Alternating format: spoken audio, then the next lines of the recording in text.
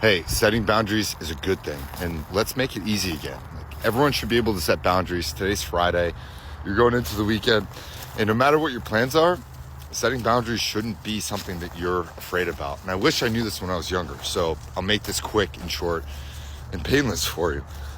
Unlike my cough, which has been with me for 2 months now. Yikes.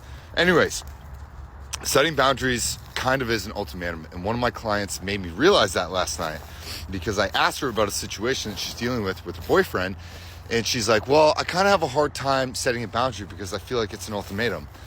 And I thought for a minute, and I was like, you're not wrong. Kind of setting a boundary is an ultimatum. Hey, you're approaching a boundary here. If you continue to come any closer and pass this line, X is going to happen. And you have to be able to set boundaries in order to have an efficient and a good life, in order to maintain your self-confidence, your self-worth, right? Your entire idea of self. And it doesn't have to be ego-based, but setting boundaries can be an ultimatum.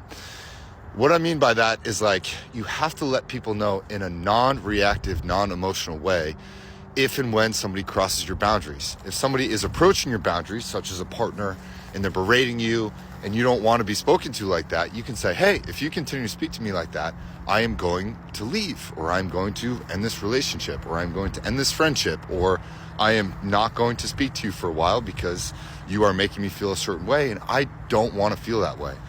It's okay to set a boundary. It's okay to walk away, and you should feel empowered to use your throat chakra to speak up about things that you don't like.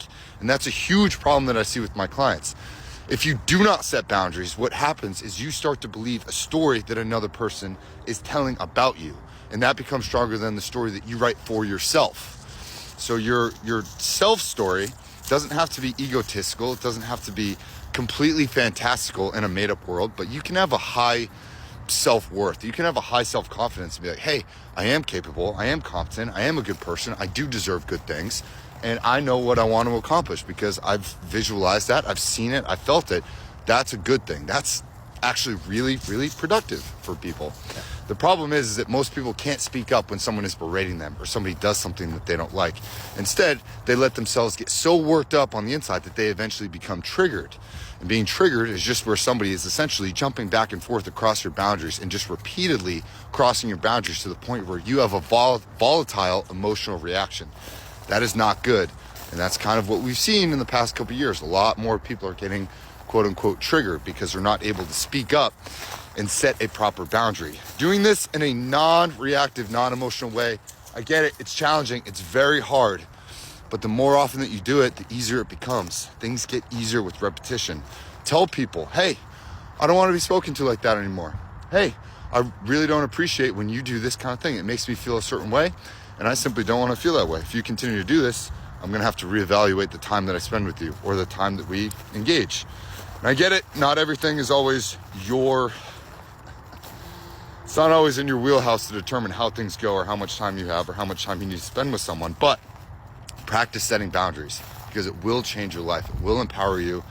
And just like the sun is making me feel alive again, setting boundaries will make you feel alive. Do not be afraid to do it. I encourage you to do it. It will change your life.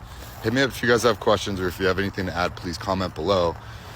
But yeah, I wish I learned that when I was younger. That one's for you. Hit me up if you want one-on-one coaching.